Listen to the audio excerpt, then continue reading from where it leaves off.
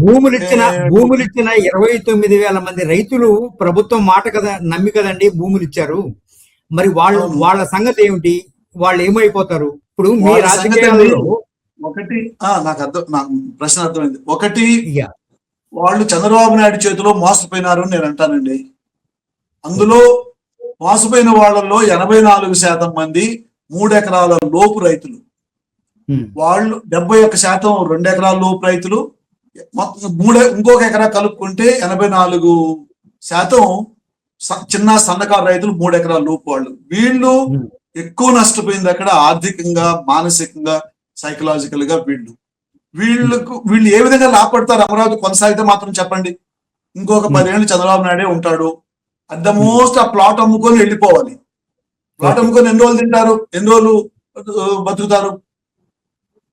Another category పెద్ద ఎత్తున నష్టపోయిన వాళ్ళు వ్యవసాయ కార్మికులు. వ్యవసాయం మీద ఆధారపడి ఈ గ్రామాల్లో ఉన్నవాళ్ళు. ఏం ఒరిగింది వాళ్ళకి?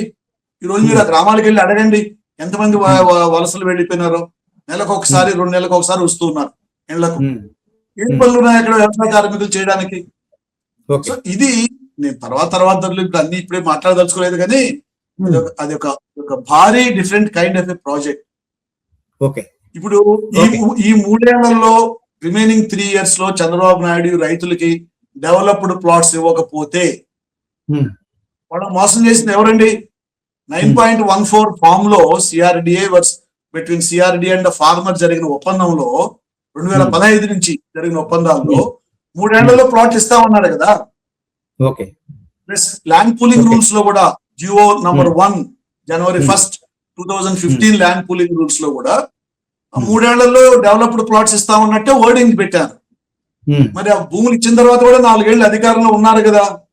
ఒక్క లేఅవుట్ అన్నా డెవలప్ చేసి ఒక్క ఫార్మర్ కన్నా ప్లాట్ ఇచ్చినారా?